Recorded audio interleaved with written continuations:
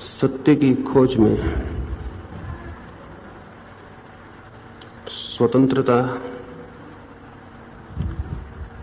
और सरलता के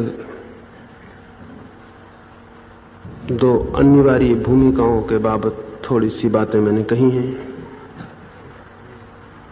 और आज शून्यता के संबंध में कुछ कहूंगा। चित्त सरल हो, स्वतंत्र हो और शून्य हो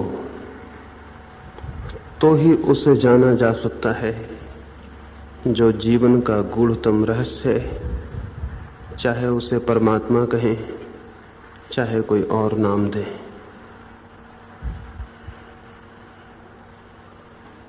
शून्यता की दिशा में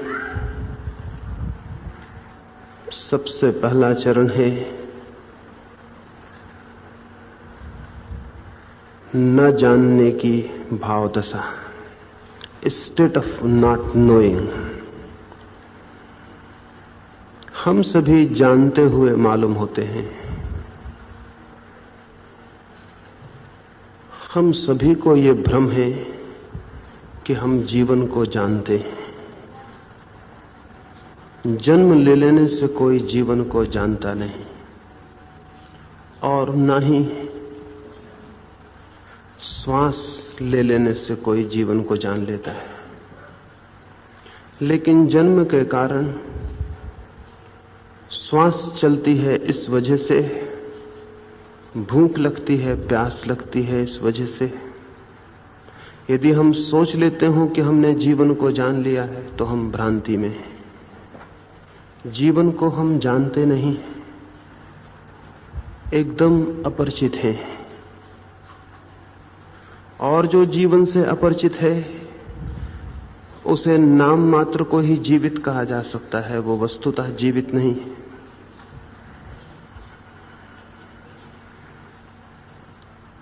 सबसे पहली बात, ये जो जानने का भ्रम है हमें, ये जो इल्यूजन ऑफ नॉलेज है,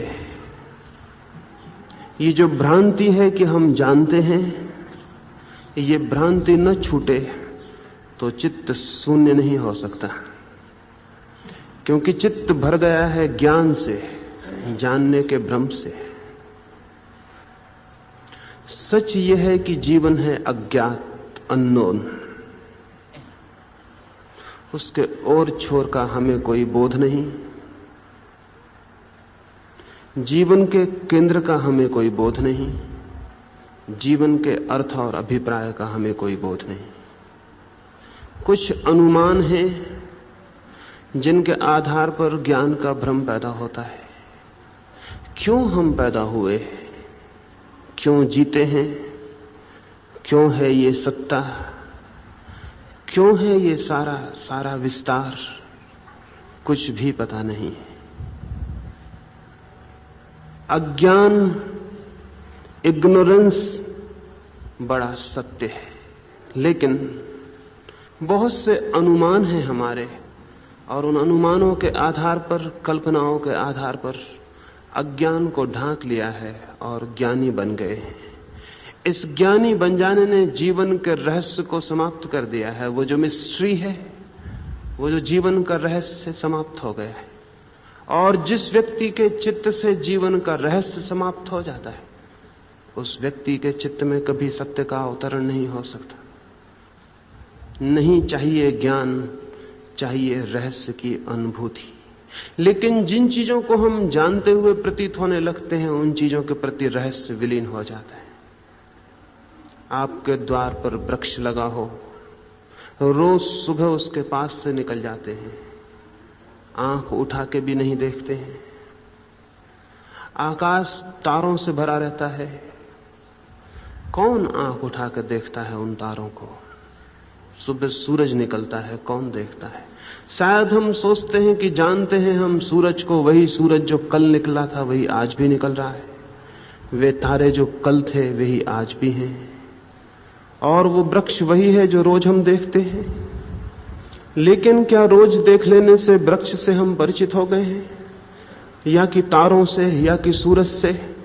ये जो विराट विस्तार है चारों तरफ, क्या हम इसे जान गए हैं? लेकिन नहीं, रोज रोज देखने से एक झूठा परिचय पैदा हो गया है। पति अपनी पत्नी को भी नहीं जान पाता, सोचता होगा जान लिया।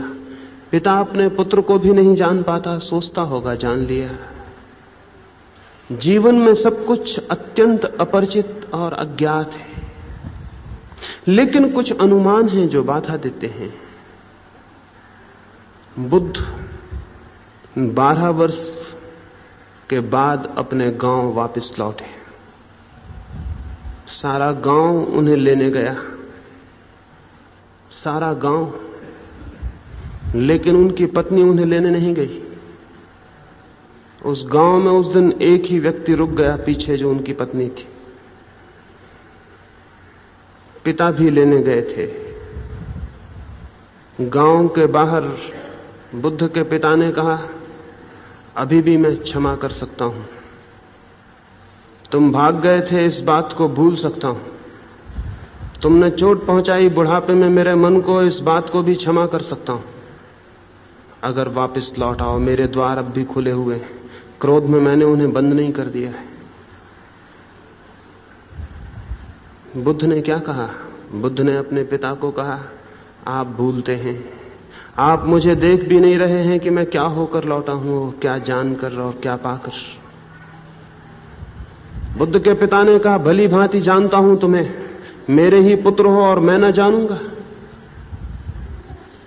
मैंने ही जन्म दिया और मैं न जानूंगा? मेरे ही खून हो और मैं न जानूंगा? बुद्ध ने कहा, माना कि आपने मुझे जन्म दिया था, लेकिन भूल जाते हैं इस बात को कि आप एक रास्ते की भांति थे जिस पर से मैं आया, लेकिन आप मेरे बनाने वाले नहीं थे।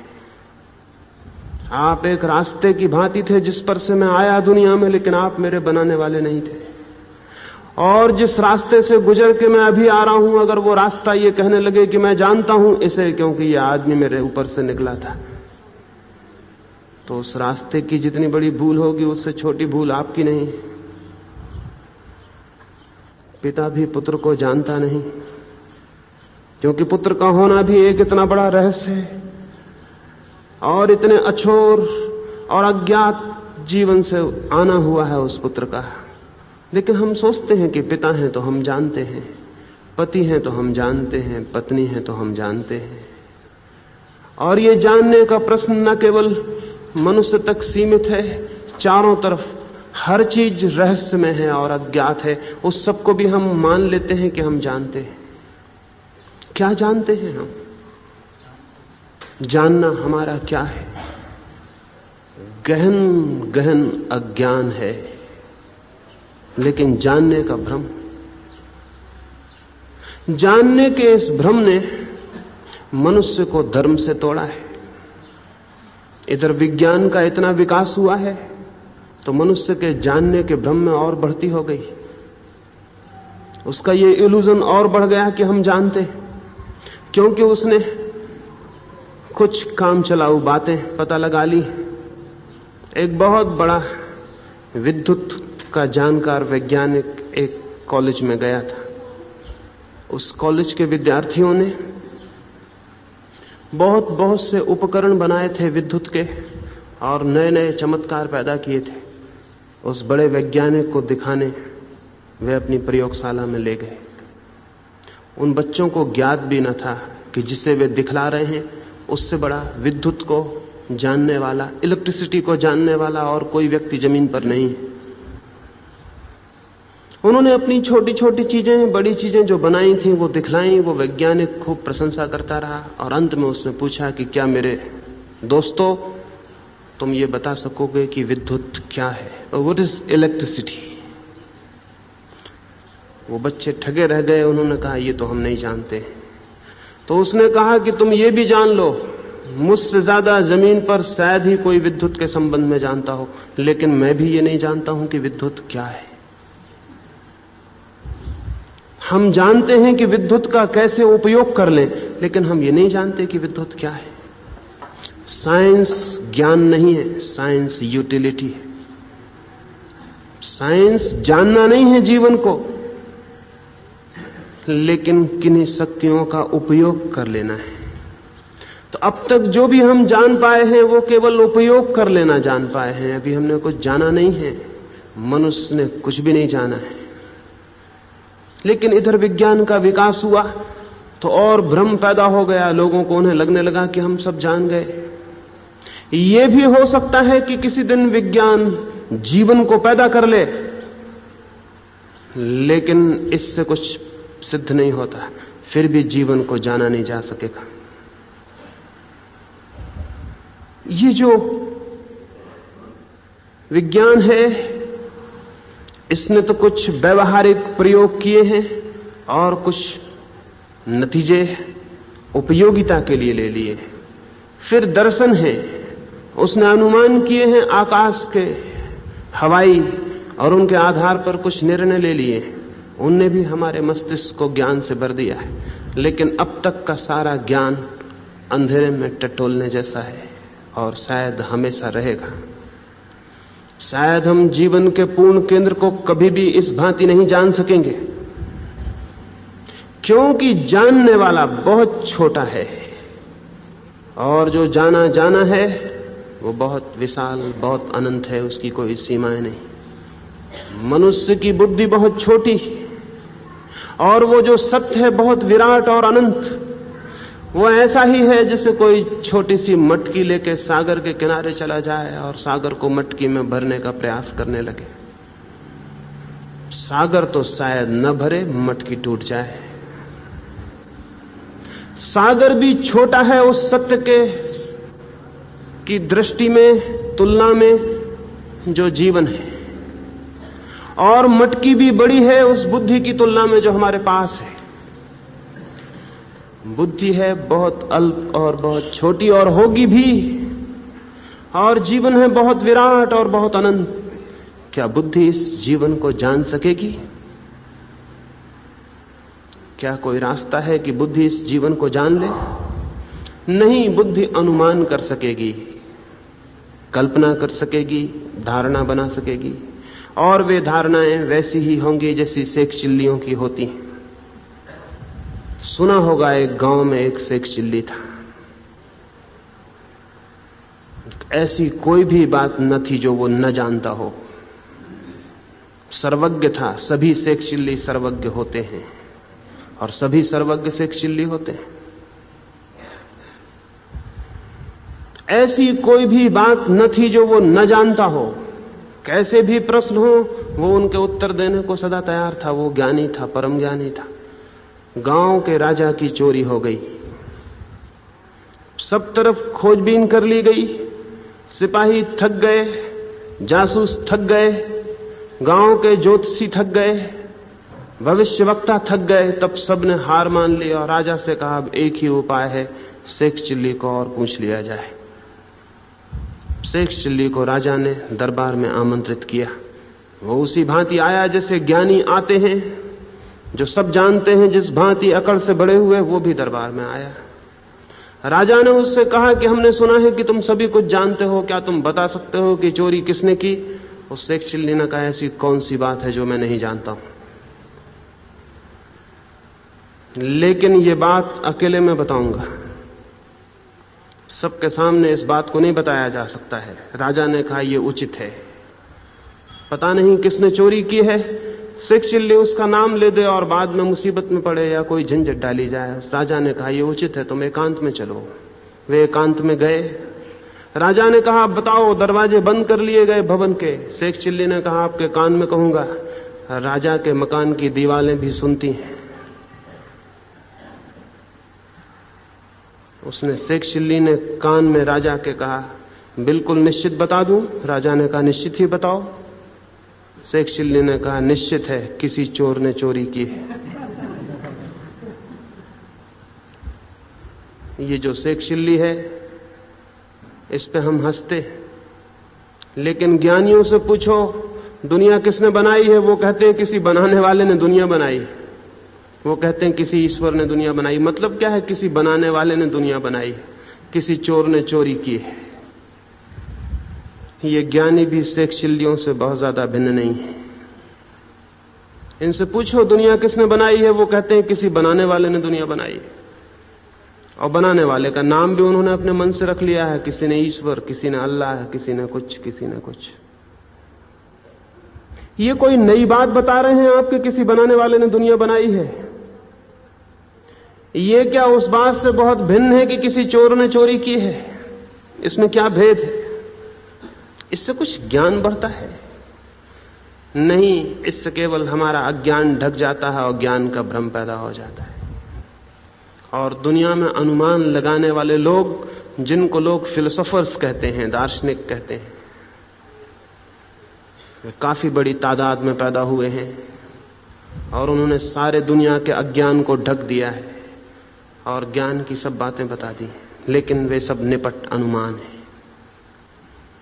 और इसी वजह से इन अनुमानों पर झगड़े और विवाद खड़े होते हैं, शास्त्रार्थ खड़े होते हैं। मैं निवेदन करता हूं, इस तरह के ज्ञान से जो भरा है वो कभी सत्य को नहीं जान सकेगा। ये सब अनुमान है, ज्ञान नहीं। अंधेरे में टटोलना है। एक छोटी सी घटना मुझे याद आती है, वो मैं कहूं।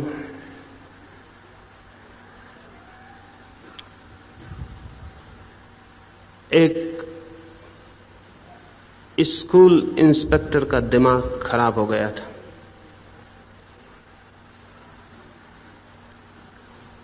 हुकूमत को खबर कर दी गई थी कि उसका दिमाग खराब हो गया, लेकिन जैसे कि हुकूमतों की चाल होती है बहुत धीमी, खबर पहुंच गई थी, विचार चलता था, आज्ञाएं निकलने को थीं। शायद उस इंस्पेक्टर के रिटायर होते होते तक ऑर्डर पहुंच जाएगा, उसके चिकित्सा की व्यवस्था हो जाएगी, लेकिन अभी बहुत देर थी। और तब तक वो पागल इंस्पेक्टर अपनी जगह पर काम कर रहा था, स्कूलों का निरीक्षण कर रहा था। जब तक वो पागल नहीं हुआ था तब तक वो कभी निरीक्षण को गया भी नहीं था, लेकिन जब से पागल हुआ था तब से वो दिन रात निरीक्षण करता रहता था। इसी से तो दूसरे इंस्पेक्टरों को पता चला था कि ये पागल हो गया है। वैसे कोई जो पागल नहीं होता वो इंस्पेक्टर कभी निरीक्षण को जाता है, वो दफ्तर में बैठे बैठे निरीक्षण भर देता है। लेकिन ये कुछ गड़बड़ हो गया था। दूसरे इंस्पेक्टरों को इसी से तो शक हुआ था कि इसका दिमाग कुछ गड़बड़ है। वो महीने में 30 दिन निरीक्षण करता फिरता था। पागलों को काम करने में बड़ा आनंद आता है। इसी तरह के पागलों ने तो दुनिया में काम खूब किया है और बहुत मुसीबत खड़ी कर दी। पागल कभी शांत बैठने को राजी नहीं होते, उन्हें तो कुछ ना कुछ काम चाहिए। वो इंस्पेक्टर भी शांत बैठने को राजी नहीं था। हर स्कूल में मुसीबत कर दी जहां भी वो निरीक्षण करने गया, क्योंकि वो ऐसे प्रश्न पूछता था जिनके उत्तर ही नहीं हो सकते।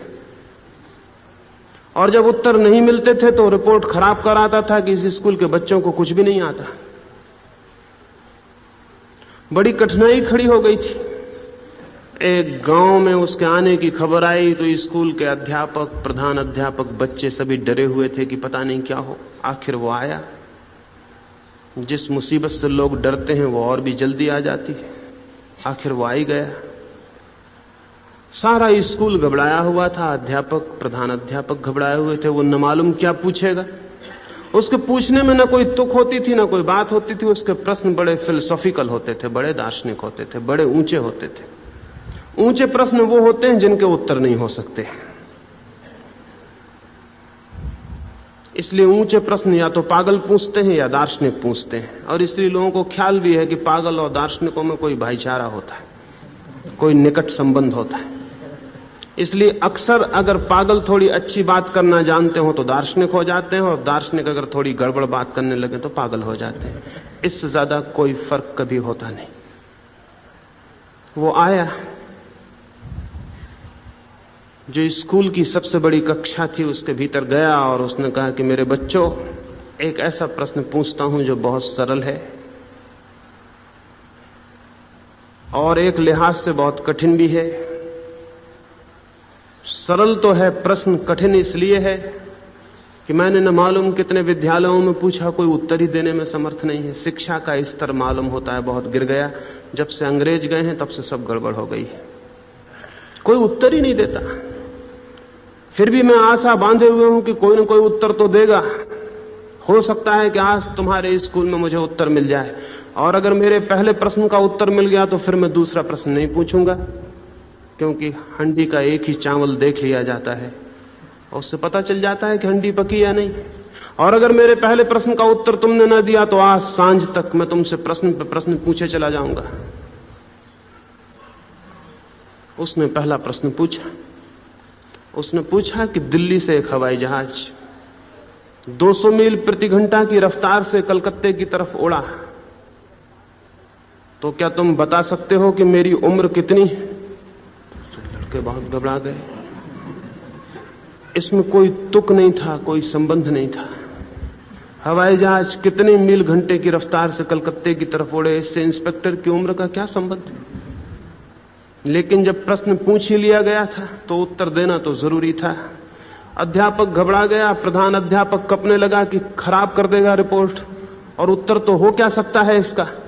लेकिन इससे भी घबराने की बात दूसरी हुई। ये तो कोई खास बात ना थी। घबराने की बात ये हुई, एक लड़के ने उत्तर देने के लिए हाथ उठाया। तब तो अध्यापक और घबरा गए कि तो और मुसीबत होगी। उत्तर न देना भी ठीक था, कम से कम अज्ञान ही सिद्ध होता, अब तो महाअज्ञान सिद्ध हो जाएगा। ये लड़का क्या उत्तर देगा? सभी गलत होंगे, कोई उत्तर सही नहीं हो सकता क्योंकि प्रश्न ही गलत है। लेकिन जब हाथ हिला दिया गया था तो इंस्पेक्टर बहुत खुश हुआ। उसने कहा, यह पहला मौका है कि किसी ने मेरे प्रश्न के उत्तर देने की हिम्मत की है। बेटे खड़े हो जाओ और उत्तर दो, कितनी है मेरी उम्र? वो लड़का खड़ा हुआ और उसने कहा कि यह भी मैं आपको बता दूं, मेरे सिवाय इस प्रश्न का उत्तर दुनिया में कोई भी आपको दे नहीं सकता था। इसका उत्तर सिर्फ मुझको मालूम है। आपकी उम्र 44 वर्ष है। वो इंस्पेक्टर बहुत घबरा गया। उम्र उसकी 44 वर्ष थी। उसने कहा, क्या तुम बताओगे किस मेथड से, किस विधि से तुमने ये उत्तर निकाल लिया? उस लड़के ने कहा, विधि बहुत सरल है, लेकिन सिर्फ मुझको पता है, इसलिए आपको उत्तर नहीं मिल पाया। मेरा बड़ा भाई है, उसका आधा दिमाग खराब है, उसकी उम्र 22 वर्ष है।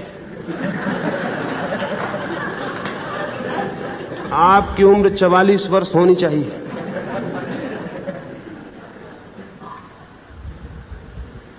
ये उत्तर सिर्फ मेरे ही पास हो सकता था, क्योंकि मेरे भाई का दिमाग आधा खराब है, उसकी उम्र 22 वर्ष है। हवाई जहाज कितनी रफ्तार से जाए इससे कोई फर्क नहीं पड़ता, आपकी उम्र 44 वर्ष है। हम हंसते हैं इस बच्चे पर,